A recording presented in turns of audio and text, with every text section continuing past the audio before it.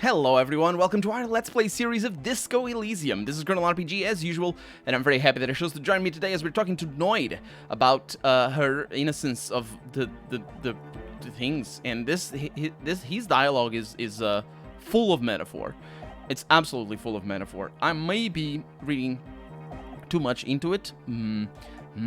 Last episode I rambled for days, so let's not maybe do that again right away. Anyway, I'm done talking about her. There's a lot of things that we could talk about her. Actually, this one is really interesting. I rambled about this last episode. I said I wasn't gonna... I explained why I wasn't gonna click it, but I'm gonna click it, because this is a pretty deep dialogue. No one isn't accused of being a mass murderer these days, says Noid. No one says Arno van Eyck is a mass murderer. Oh, no, that's not how... Yeah, he's saying specifically Arno van Eyck is not a mass murderer. The Nordic pioneer Rietveld is not a mass murderer. He's not accused of mass murder. Likewise, no one says Germain Egghead or Andre are mass murderers. You can leave it entirely outside that suspicion. Billions of people go about not being guilty of mass murder. You know, it's just not her. Yeah, that is the correct response to the really, really lazy and honestly, ultimately wrong insight that I chose over there. I am sort of, I'm happy that I clicked that, even though I'm happy because I was vindicated in not wanting to click it.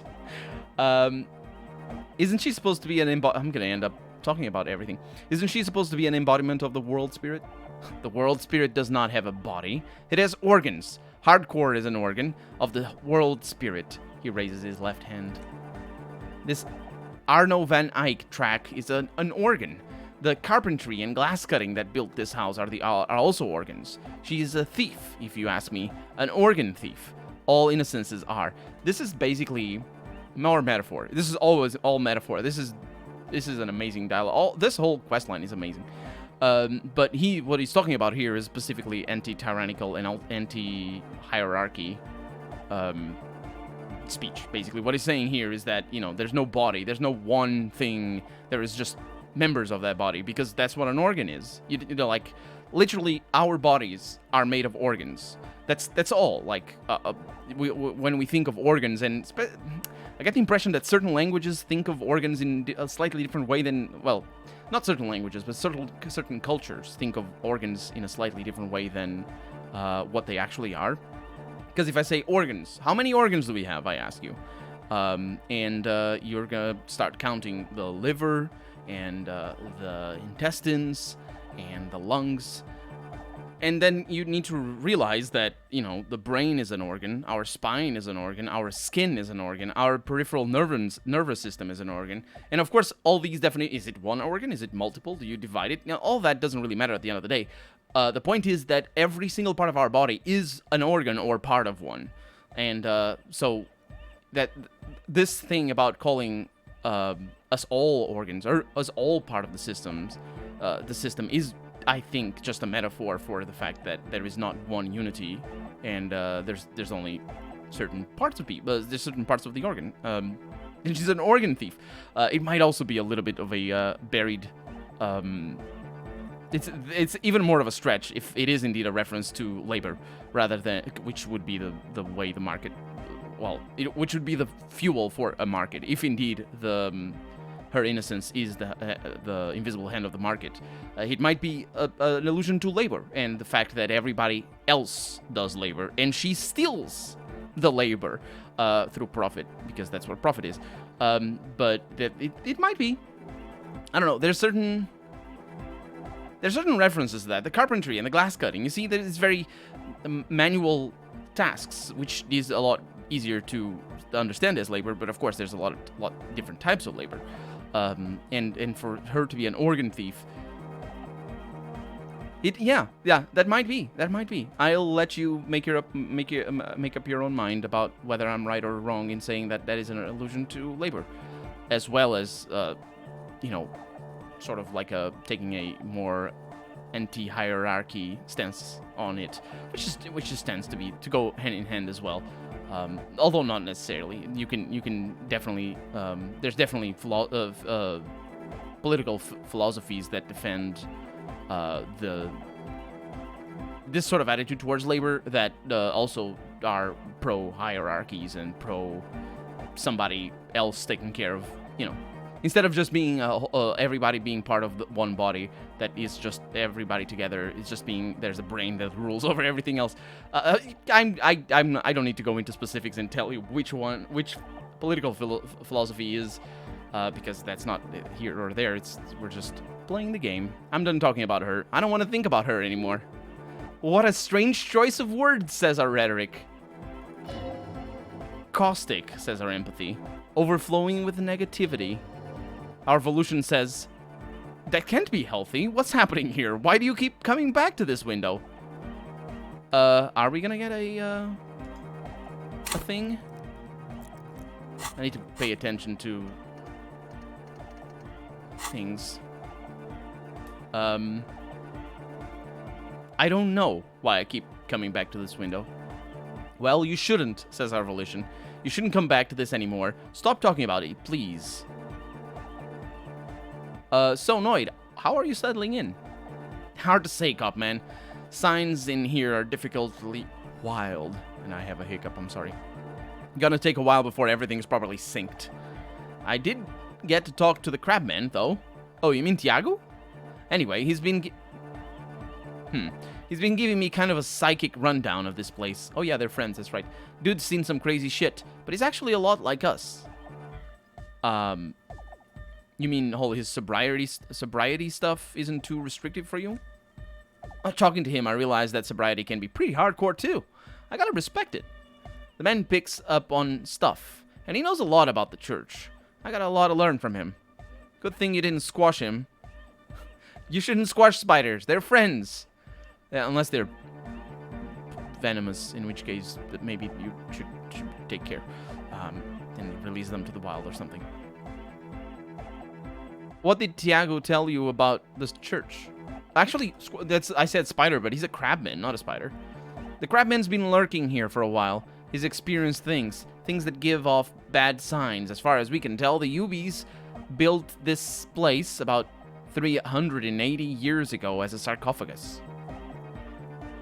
What's it for? The sarcophagus. Encasement, confinement of something they were afraid of. Something new and unheard of on the Isola. Looks up into the darkness beyond the beams. I think that's what the crabman is experiencing when he climbs around upstairs. Like, this is some old world shit for the Ubies that had, this is some old world shit the Ubies had heard about and thought the best way to deal with it was to build a church surrounding it to contain it. I don't get it. Contain what exactly? I don't know. It's not something they properly understood either. What it does, but it's what this Suna person is looking for and trying to measure. He nods towards the woman. It'll be fruitless, though. She won't be able to measure it. People like that always want to measure everything. All those things they really can't. What makes you think Suna's going to fail? Seems to be the trend around here, doesn't it? You can't measure shit like this. It's not like with substance. Sure.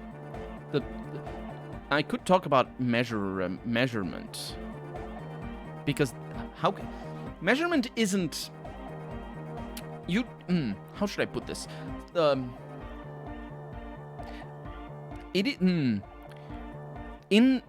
Bear with me here. So in the Outer Wilds, which is a phenomenal game that you should definitely play, in the Outer Wilds, this is a mild spoiler, it's not really that much, I'm not gonna ruin any puzzles for you, but in the Outer Wilds, there's something called the quantum rock, and it's just a goofy thing. The game is goofy and sometimes, you shouldn't take it too literally, and it doesn't, it fits completely in the game, it's totally fine, but it does sort of reveal, it does sort of touch that quantum rock, sort of touch on a misunderstanding of what observation, and in this case measurement, works the same in what observation is. So this quantum rock, it's used on the premise that particles, a quantum particle doesn't have a defined state. I don't remember what state it is, but it doesn't. Basically, the principle is it doesn't have a defined state until it is observed. And then when it is observed, it has the defined state, and it doesn't change the state. It's just that state. But when it isn't observed, it can be in any state. The problem is, what happens in the game is that there's these rocks, these quantum rocks, that when you look at them, they're staying still. They don't move, obviously, they're rocks. But when you look away, they can be there, or they might not be there. You don't know. And then if you find them, you found them, they were there, but then you look away and they can get out of there. They basically disappear. And that's sort of, that sort of betrays a sort of, it doesn't necessarily betray a misunderstanding from the writers, because the writers can be totally aware of how this whole thing, it can be better aware than what I am, because I'm not a physicist and I honestly don't know much about this. But I do know that this observation isn't us looking at it. It's not like in Doctor Who. If you ever watched the Doctor Who episode where it's called Blink, it's a really good episode. You can watch it. It's a TV series, but that episode is isolated from everything else. A lot of episodes are isolated, so that's Doctor Who is like that. But still, the thing is, there's this episode where there's quantum angels or something like that. There's statues of angels that move when you're not looking at them, and they don't move when you're looking at them.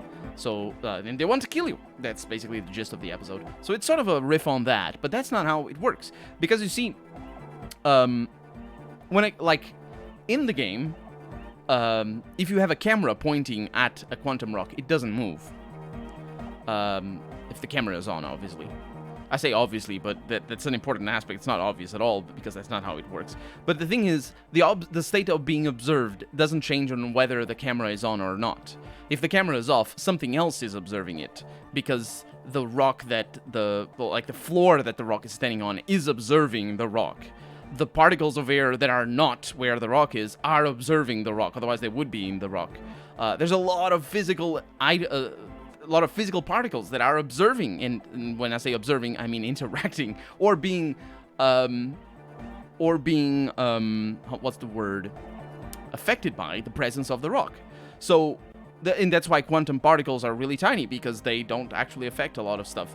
And if they do, they are being observed, because that's, at the end of the day, that's what observation is. Observation is nothing but being affected by it. So the fact that we can hear this thing that is in here, and this is why I said bear with me here, because it's a roundabout way to get to this.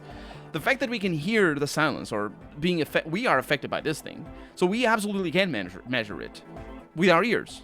And, you know, it just, maybe we can measure it with a ruling tape, but that's not the only way to measure things. We can register all this thing. We can just record it, or we can just say it out loud and say that in that place over there, I can't hear stuff as well. Or the crabman goes up there and he can't hear things at all, or whatever happens to the crabman. We don't know. But the point is, this measuring thing isn't, it isn't about, like the quantum rock, looking at a rock, or having a camera looking at it. It's about everything else. Because, for example, in the quantum rock situation, a very easy way to tell if a quantum rock is there or not would be to measure the air pressure. And imagine you had a barometer, and you just have you have a room. It doesn't even need to have to be a well-insulated room. It just needs to be a room with a closed door, and that's good enough.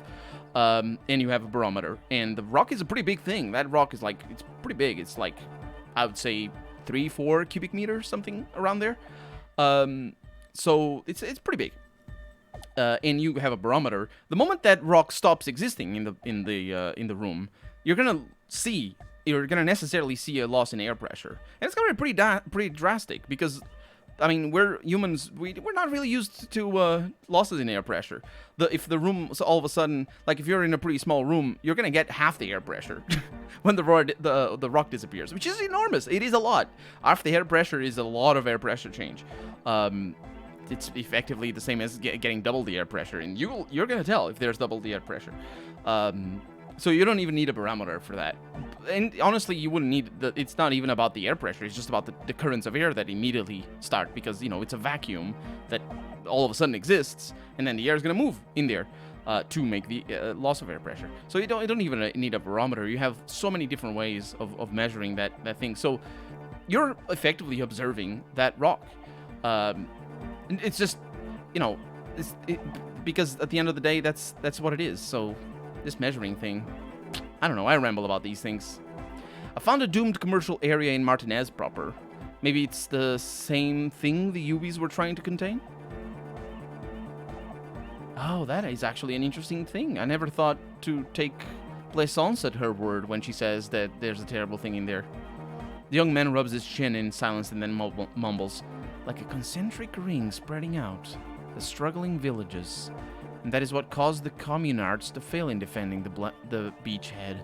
Yeah, a lot of failure has gone down around here.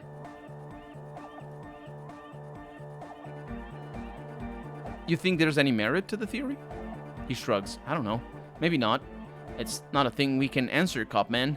Even I have limits. I'm a limited psi person. Well, if it's without substance, I guess there's nothing to worry about. Maybe you can figure things out, cop man. I think we got a good level here. The signs are syncing up well. Yeah. What's with the clothes, by the way? He shrugs. They're hardcore.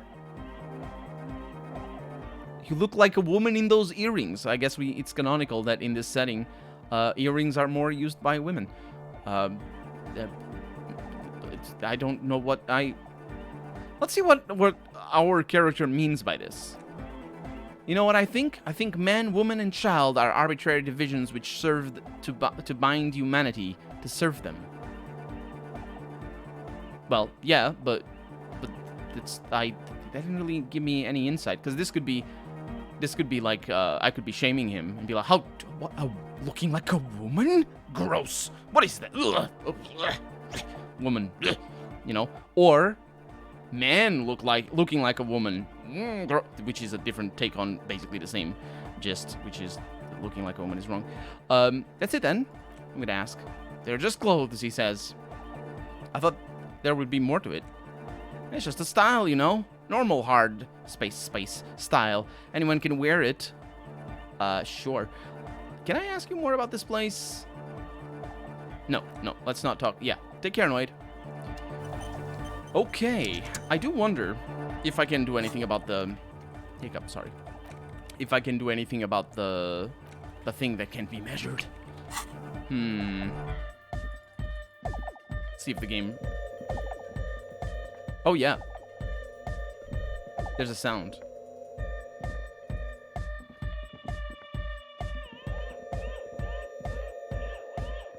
You can hear it.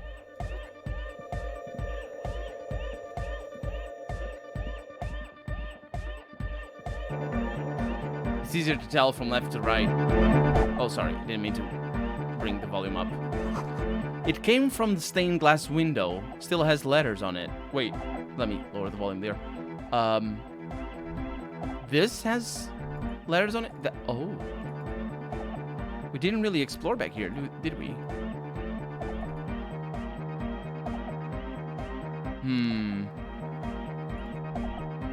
No, I think we did. I guess I just missed that. Hey, Egghead. What's up? Let me talk to you. We're close. Oh, he just says that. True, hard, full, car. I'm gonna say nothing. I think this is a puzzle. So, let's not waste too much time, but let's see what we do. So, say nothing. Hardcore. Say nothing. Hardcore to the mega. All right. Here comes the night. No, that was wrong. Interesting. Okay. We're close. True, hard, full, hardcore. Hardcore to the mega. Internally coherent. I was wondering if you knew who killed the mercenary hanging behind the Whirling in Rags hostel. Good morning, yeah. 1, 2, 3. Yekokata, the place to be. I'm beginning to think this really doesn't have anything to do with the case. It's the message, so listen and you will see. No illusion. The spirit is what you feel. Bless you, voice actor. True. Bless you and your attempts at making this sound good, because internally coherent. Good morning, yeah. 1, 2, 3. Yekokata. I like the Vaughn. I like the Vaughn. It's, I don't know, it's sort of funny. I'm not trying to mock anybody, but it's a curious thing that certain languages, just any sound that sounds vaguely like a ooh is accompanied by a v, sort of. Yeah, that's why people. That's not even a u. I think that comes from the Latin, with a lot of words that with u get V or something. I don't know. I don't know where that comes from. But obviously that's just a one sound. It does have the sound, but it doesn't have the letter, but still. Von. You said that before. Why is this Yokotaka the place to be? What does that mean? Yokotata's the hardcore place. True, hard, full, hardcore. Hardcore is a mega. Internally coherent. All core. All right. Yeah. Please tell me, what exactly are you doing? Gotta get the people going. I see. Yeah, request. I want everybody as close to the stage as possible. Interesting. True, hard, hardcore. Hardcore. It's not spending that much time, which is good. All core. All right. Yeah. He furrows his brow as his very large head traces the sublime, invisible movement of the music in the very real air of the church. Hardcore! Ah! He lets out an agonized roar over the feebleish, obviously not too hardcore, beat below. No, but seriously, I'm a little worried it isn't. The question is, what is the question? That would have been good if I had asked you a question, but I didn't. No, let's not say that, maybe. Just answer the question. But there was no question. Yes. Okay. What a curious mechanic. Hardcore. I mean, it's not unheard of, not unseen. All right. Yeah. Hardcore. The question is, what is the question? That would have been good. But there was a question. Huh. What? Hardcore. I'm getting lost in here, by the way. I'm just... Oh, I can't... Okay, there it Hardcore is. is a mega. Say nothing. Coherent. Say nothing. All right. Yeah. Say nothing. There it is. Hardcore. Ah. So hardcore. Is it though? I was just thinking that a moment ago. One mind, one spirit. There's no other world. There's no... Why? What is even life? True. Hardcore. What is even life right now? Internally coherent. All core. All right. Hardcore. Is it though? It is. But is it? I mean, really? He tilts his head to the other side like an owl. The question is, what is the question? No, but seriously, I'm a bit worried it isn't. He frowns. Finally, we unlocked that. And then starts bobbing his head back and forth once more. Don't be alarmed, says our electrochemistry. I'm plenty alarmed, electrochemistry. Everything is okay. He isn't actually worried. Everything is still super hardcore. What he probably means is it could be even more so. That was a success, though, so there it is.